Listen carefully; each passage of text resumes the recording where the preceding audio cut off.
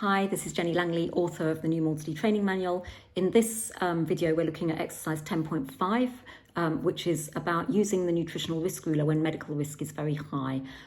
So there's another series of videos for using the Nutritional Risk Ruler just in normal circumstances when you're actually trying to hand autonomy back to your loved ones. But this is very much when you feel more that you need to take a step in and really have a serious conversation with your loved one about what's going on for them. So normally it would be used with maybe the older adolescents and the adult sufferers rather than the younger children, because with the younger children you would just step in anyway and take over.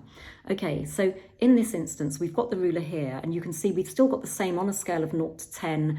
How do you rate your ability to look after your nutritional health? And you can see underneath here that when the score is near a 0, it may be that there's a lot of help needed from society, medical risk is very high, so health is at risk, and it may be possible that the Mental Health Act is needed if the eating disorder voice is enraged so much that the person is unable to accept help or take any responsibility whatsoever.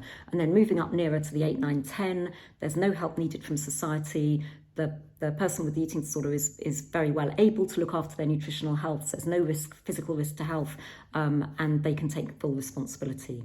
So that's what we're kind of thinking around here. So you've got the same opening question, which might be on a scale of 0 to 10, how would you rate your current ability to look after your nutritional safety? And then you might add, so if we use this line to represent the degree of responsibility society needs to take for your health at the moment, where do you think you are on this line? And it might be that your loved one might be able to say, well, it has gone down, but they might not appreciate how seriously ill they are. So you might have to step in and explain that to them. And so we've got some ideas of words that you could use in this video.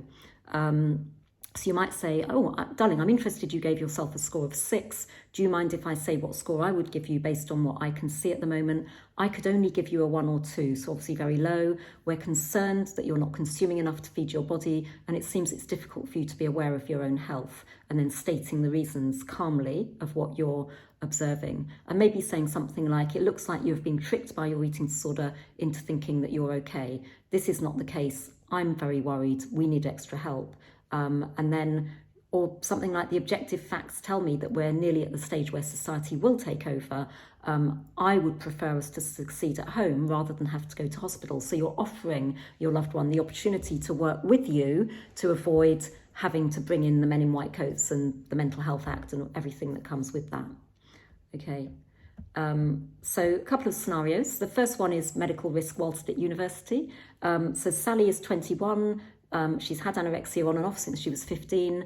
Her weight fluctuates and she hasn't had a period since she was 15. She loves running and often goes out running late at night. She says she can't sleep unless she has an intensive run before bedtime.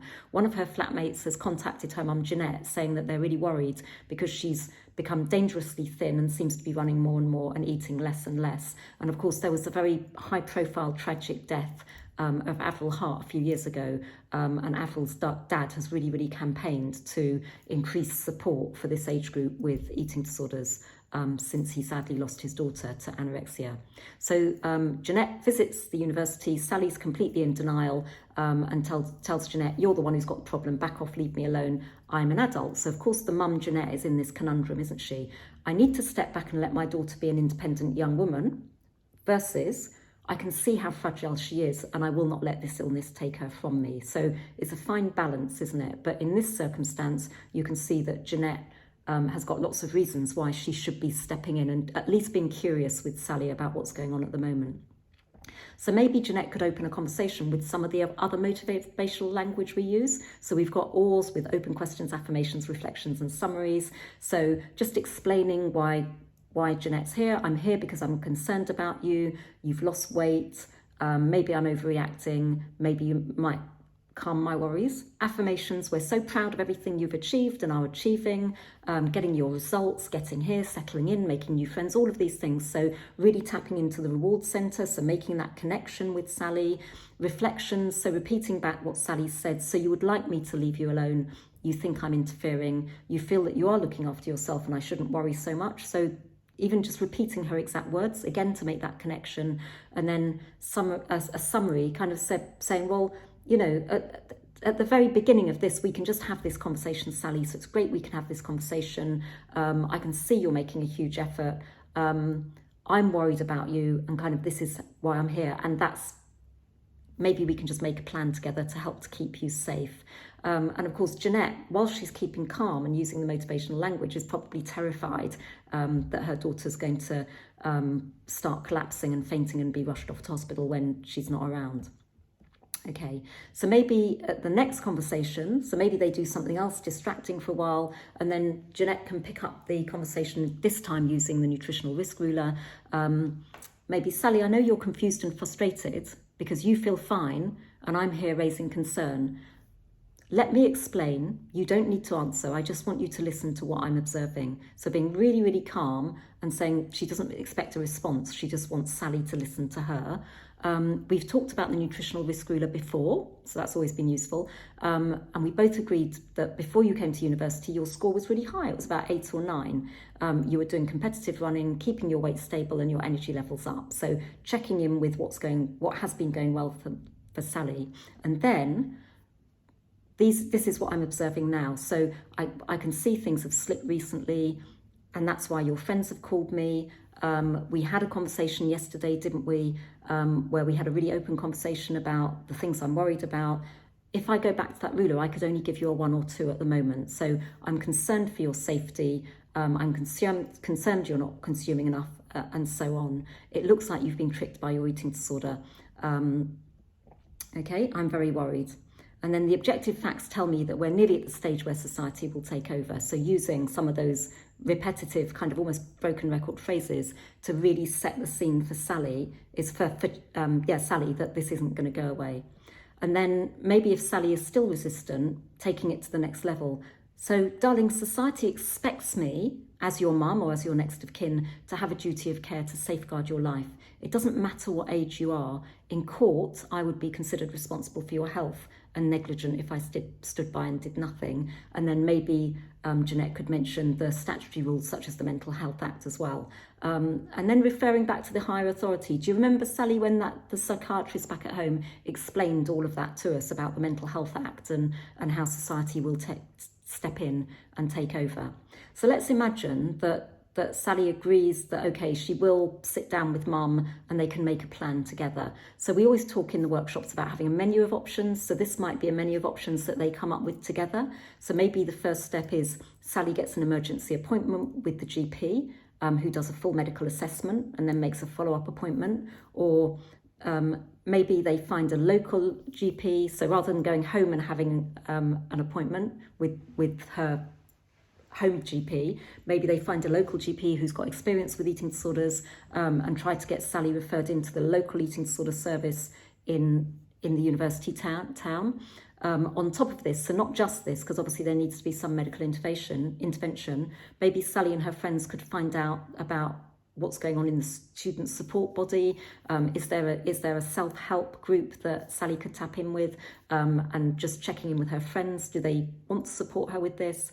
Sally and her mum could put together a kind of crisis plan, which is always really useful. So when I'm feeling really anxious, I know that I'm tempted to run too much or eat too little, and these are the things that can be helpful for me. And also, in terms of a crisis, what her friends should do, or what Sally should do in case of an emergency. So people in their phones, don't they, have the in case of emergency numbers? It's a bit like a bigger extension of that. And so through all of this, Sally understands that her mum is really, really trying to help, and she feels safer. And then mum and Sally have got that connection, and they can check in with each other at least once a week, if not more often, until this medical emergency has subsided. Okay, let's have a look at a second example. So this is an adult patient. So Caroline, in her late 30s, lives independently in a flat in Oxford, struggling for many years with anorexia, and very low weight, but albeit stable. So she's been at this low weight for a long time, fiercely independent, works in a school cafeteria and helps out in a local playgroup, which she loves. She's also very creative. Her mum, Jo, visits often, and they go out to local art galleries because that's the connection that they kind of really have with each other. Recently, Jo's become concerned that Caroline seems to have stopped eating solid food. So she's mushing everything up, and her weight seems even lower than usual. So Jo might just check in with Caroline Are you okay, darling? Then Caroline might break down. It's too hard. I can't do this. I'll never be like my sisters. I'll never get married and have babies. I'm utterly worthless. I don't know why you bother. And then Joe calmly, Caroline, you know I love you and care about you very much. And I've noticed several things which concern me, and you seem to have lost weight recently. I'd like you to have a medical checkup to put our minds at rest. Could I by helping you make an appointment with your GP? If you want me to, I'd be happy to come with you. So let's imagine Caroline doesn't respond, so mum maybe slightly changes tack. Do you remember the nutritional risk ruler that your therapist used with you last time you were very poorly?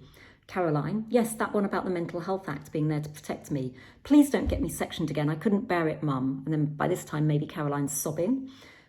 Joe keeping calm. Okay, let's think further about what's going on for you at the moment. The Mental Health Act is there, as you know, as a safety net in extreme cases. It seems to me that you do have an insight into your illness and you do understand that there need to be some changes. Let us think about the least restrictive ways we can work within the rules set down by society. I would prefer us to succeed at home rather than go to the hospital. I would prefer it if you could make the plan, or we could make the plan together. What help might you need from me to do that? What other help might you need? So Caroline may be engaging a little bit more now. Okay, looking at that ruler, I don't think I could give myself a high score about looking after my health at the moment. Neither would I give myself a really low score, somewhere in the middle, maybe 4 or 5. So then Joe can be curious. Tell me more about that score, Caroline. What makes you feel you can go some way to looking after your health at the moment? Caroline, well, I am eating, okay, not what you would want me to eat, but I am eating plain food that doesn't upset my stomach. I know I need to go shopping. I've also found a health food shop that does nutritious soup. Joe, the mum, well, that's encouraging to hear. Maybe we can go there together. Meanwhile, I am worried about you, and I really do think it would be a good idea to get that checkup. You know, you told me there was a compassionate nurse at the health centre. If we can get an appointment with her and agree a plan to get you back on track, we can stop worrying about ambulance or men in white coats. And then Caroline may be now laughing because they've really got that connection going. When you put it like that, mum, that nurse Lisa sounds like a much better option. Let's call the surgery now.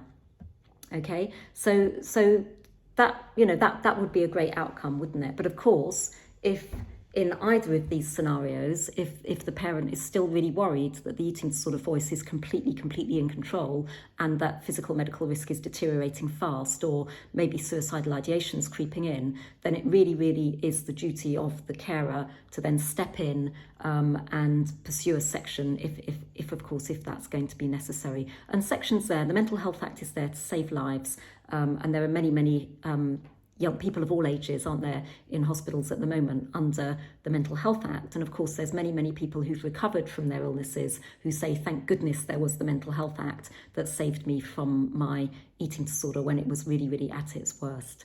Okay, so I hope that's helpful and that you find these techniques useful. Thank you.